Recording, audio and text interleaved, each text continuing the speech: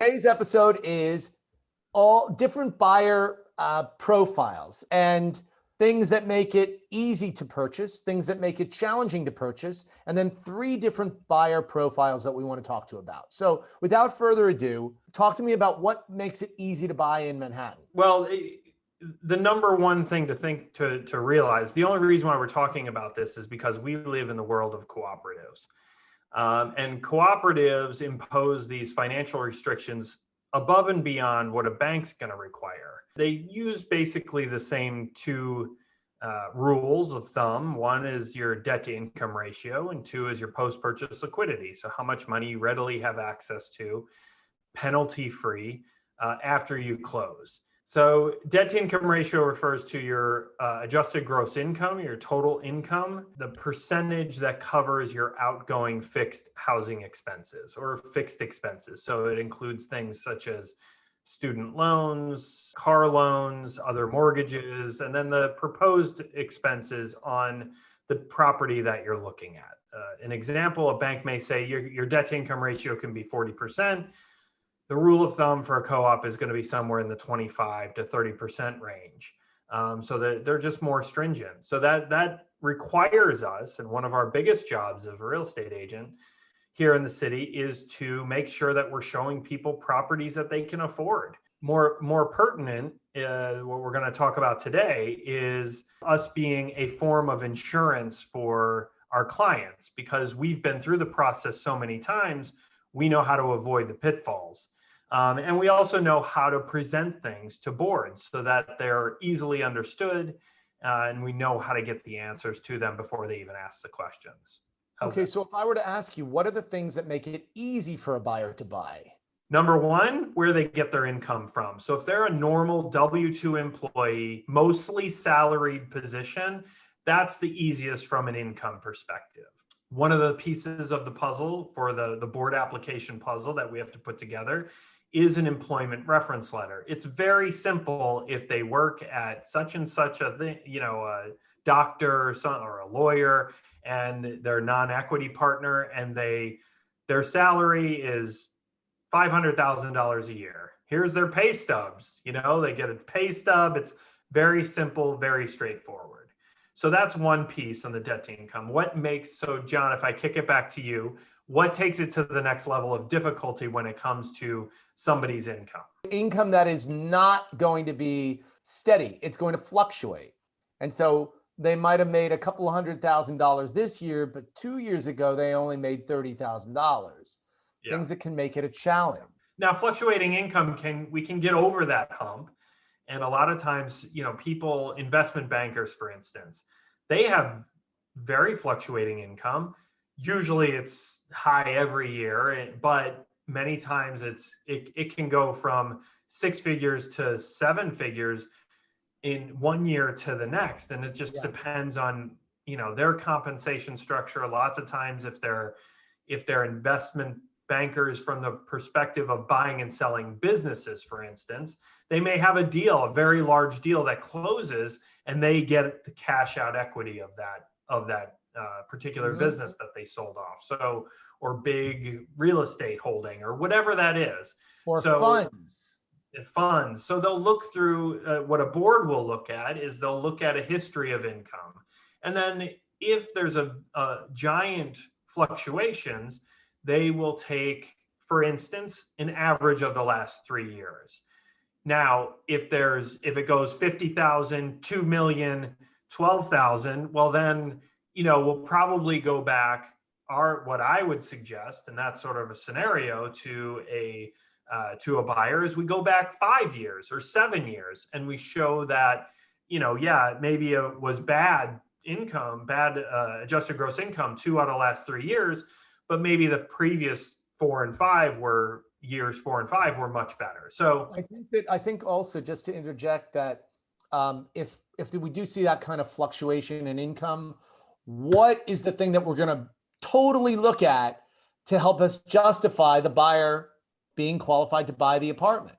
And it's 3 very, very simple words from Jerry Maguire. Show me the money. Show me the money. 4 words. I screwed it up. Show me the money. How much money they have. The second piece of the second rule of thumb is the post-purchase liquidity. It refers to how much liquid you have in the bank, investment accounts, etc. Basically anything that you can get your hands on readily within, a short period of time, a matter of weeks, penalty free. Penalty free is the sort of the linchpin there. One note, I'm going to just dive in. Non-retirement assets, unless you are of an age where you can withdraw those from those retirement accounts with no penalty. If you can, they're considered liquid. If you're not of retirement age, they are illiquid assets. So yes, non-retirement for most people. Now, as you said, there's different rules for different types of retirement accounts and such. So that dives a little deeper if we got to get into it. But standard rule of thumb, post-purchase liquidity, 2 to 3 years in those fixed expenses that we just referenced in the debt to income side. But John, where would that not suffice? When you go to buy in a co-op, there are going to be different financing requirements. So we look at the financing requirements, and some buildings co-ops, I'm talking specifically, will allow you to finance up to 80%. Others 75, 70%. But then in buildings that are going to restrict financing, let's say anywhere between 30 to 50% financing, which you'll find on Park Avenue, on Fifth Avenue, on Central Park West, in very, very expensive cooperative neighborhoods, that will give you an indication that the building is not going to be looking for a post-purchase liquidity of 2 to 3 years. Yeah. So buildings can become so restrictive that they're looking for at least 1, 2, even 3 times the purchase price liquid post-closing. So if you're looking at a $2 million apartment, they're going to want to see $4 million post-closing. So whether you buy cash or you spend $1 million and finance the million, they want to see at least $2 to $6 million post-closing. Yeah. And also nothing written in stone. They do look at a full picture. So income requirements tend to stay about the same. I mean, if you're under 25%, that's sort of still a rule of thumb that exists, but they will look at a full picture. They'll look at, what you do for a living even as well, which gets you outside the financial side. But so there's no steadfast rule there. Just because a building allows 50%, I mean, we've seen Park Avenue co-ops, Fifth Avenue co-ops that allow 50% financing, and 50% of the purchase price is okay in post-purchase liquidity.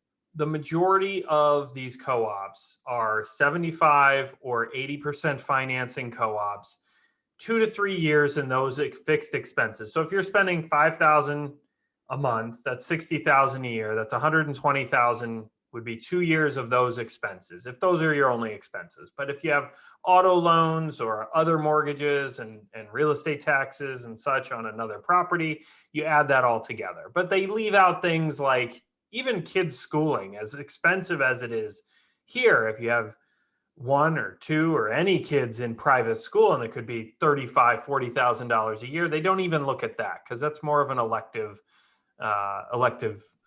expense. So we talked about fluctuating income sources being a W-2 versus a 1099. There's that entrepreneur. So serial entrepreneurs, people that have, because rarely do you have an entrepreneur that only has one business. Frankly, we've done a handful of these business owners. It's very complicated. You have to look at not necessarily how much money's on their tax return, because most of the time doesn't reflect how much money they're actually making. So we could do a really deep dive on that. We're not going to in this podcast, but we wanted to mention that's something that right out of the gates, if you're an entrepreneur, you're a business owner, even more reason to work with an experienced agent that can go through and ask you specific questions, get you to very good bankers to make sure they're buttoned up on what your qualifications are, et cetera. So that can get very, very complicated and is so specific that it warrants a whole nother conversation that we're not going to talk about here. There's also how you want to take ownership. And John, so quick question, this will be a very quick section. if you have a buyer that comes to the table and they say, oh, hey, John, I want to buy a property in New York City. I want to buy it. I have to buy it in the name of an LLC, or I have a trust for my kids, or I want to buy, I don't have any money here and I'm a foreigner. Don't file any US tax returns. I don't have a job here, etc. What would be your response in that sort of scenario? You got to buy a condominium. And that's it. All right, on to the next subject. Right. But the things that are going to, exactly. So a condo buyer it'll give you far more flexibility than a cooperative, hands down. Most of the time, those people want a condominium anyways, because if they're buying in the name of an entity, it means that they want the ability, as much flexibility with it as possible. They want to buy it and maybe hold it as a rental property or something like that. So that's the very quick and easy answer. Anybody wants to buy in the name of an entity, you got to buy a condominium. Correct. So let me ask you a question now. So in the scenario that we talked about, show me the money, making sure that you have strong income, preferably W-2, but that's not necessarily, but you make a lot of money, you make enough, I should say you make enough money to support the apartment, you have post-purchase liquidity, your debt to income ratio is in line with the building. What if you don't have those things? Have a higher debt to income ratio, your first time job. How does one sidestep those factors that are making it harder to buy? Well, frankly, you get help, and where do you get that help? Typically, it's from your parents. It's from a close relative. We'll just talk about parents. Gift. That's 5% of the time. So, and there's a few different ways that you could get parental help. One is a gift, as you mentioned. So just a cash gift. We're going to gift him the down payment, him or her the down payment, and blah, blah, blah. Two would be co-purchasing the property with them. And, sometimes co-ops will not allow that. They will want a buyer to completely stand on their own 2 feet. They don't need help. They're more established, etc. So co-purchasing would be one where the parents go on the stock and lease. They go through the whole process. They get interviewed by the board, and the board issues their approval based on the combination profile of the parents and the child. Two would be, the third way would be, most common would be a guarantor, which the only difference there is that the guarantor, and they supply all of the financial requirements that a board package would want to see. So financial statement, tax returns, employment letter, they'll run a credit check on them, etc.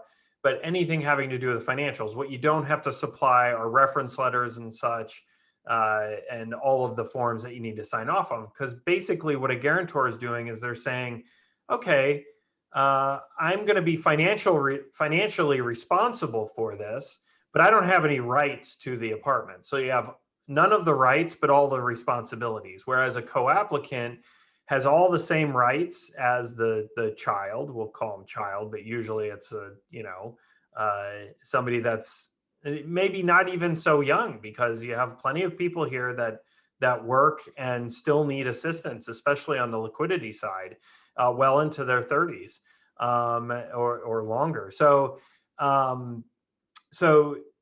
you have all the same rights and responsibilities. So that's the differentiating factor, is that in the co-op, when you're co-purchasing, you get all the same rights. Guarantor, you do not, which basically means you could move, the child could move out, the parents could move in. And then there is, no, that was good. And then there is the scenario, did you cover the parent buying for the child? So the parent has the stock and the lease certificate and the contract of sale in their name, and the child, the working child, is an occupant of the apartment. Yeah. That becomes even trickier. Buildings don't like that. They want to know how old the kid is. As you were saying, are they working? Because buildings don't like to have parents buying and then letting their kid, literally 17, 18, 19-year-old college kid, live in the apartment. Yeah. But so each scenario is very different. So What's a little known fact around that is that if you look and you dissect these proprietary lease, so the proprietary lease is the document that a co-op owner, tenant, shareholder would sign off on when they go, and it sets up the rights to the tenant, the new tenant shareholder, and the agreement between the co-op being the landlord essentially, and the new owner, a new tenant shareholder. So it is a sublease agreement or a lease agreement. And in every proprietary lease, it actually does state that your immediate relatives will have rights to the apartment. So they can't keep your children from using the apartment, nor can they keep your parents from using the apartment. So that's a little known fact, and buildings try to put in their bylaws where they can't do those things, where people can't stay there unless the tenant shareholder is there and such.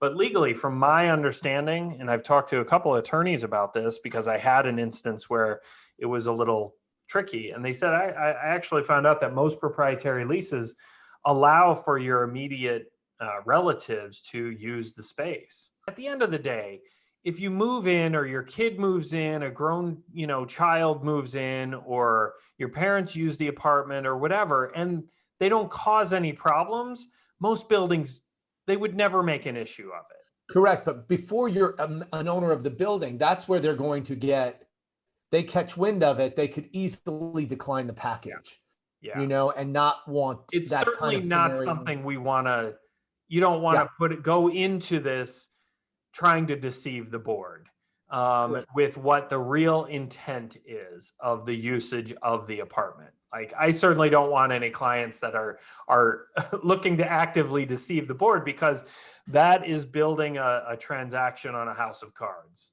The more money that you have in New York City to buy a piece of real estate, the better off you are. Yeah. You've got to have, think in terms of, let's dumb it down a little bit.